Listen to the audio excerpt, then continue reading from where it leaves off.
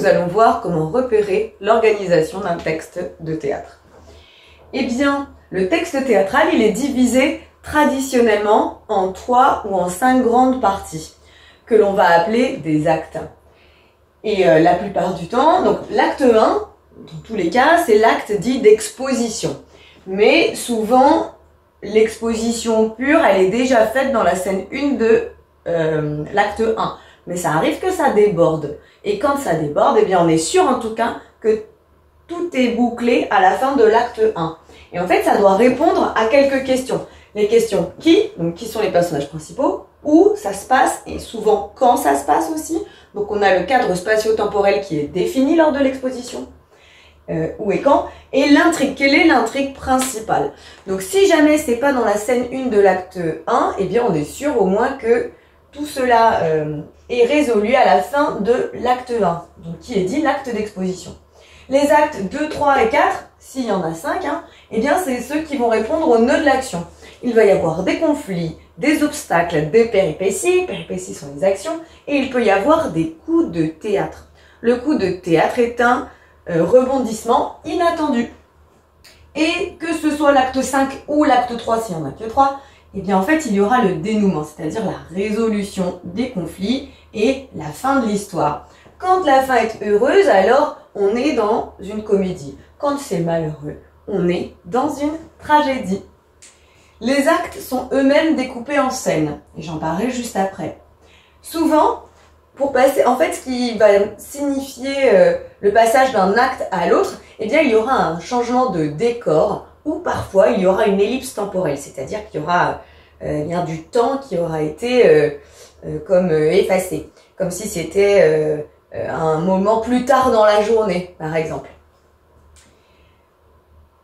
Le temps d'un acte, voilà, je voulais venir là-dessus, eh bien, au XVIIe siècle, il n'y avait pas d'électricité. Et donc, eh bien, quand on allait au théâtre, c'était éclairé par des bougies. Et donc, un acte dure environ 20 minutes, c'est-à-dire le temps que toutes les bougies se consument. Donc, c'est bien la durée de vie des bougies qui, avant, donnait le temps de l'acte. Et on a dit que ces actes sont divisés en scènes. Donc la scène est la plus petite division du texte théâtral et qu'il correspond souvent, une scène c'est une entrée et une sortie de personnages. À toi de jouer à présent. Afin de voir si tu as bien compris comment on repérait l'organisation d'un texte théâtral, eh bien je te propose un petit vrai-faux. Tu es prêt? Le début s'appelle l'exposition. C'est vrai ou c'est faux? C'est vrai. Donc on a dit dans l'acte 1, l'exposition est forcément faite. Donc ça répond aux questions qui, où, quand, comment, pourquoi, l'intrigue. Mais parfois, eh bien, on peut répondre à toutes ces questions dès la lecture de la scène 1 de l'acte 1. Et là, on peut parler de scène d'exposition. La fin s'appelle le dénouement. C'est vrai ou c'est faux? C'est vrai. Il y a 6 grandes parties, 6 actes. C'est vrai ou c'est faux? C'est faux. On a dit 3 ou 5, bien souvent 5. Les actes sont divisés en scènes.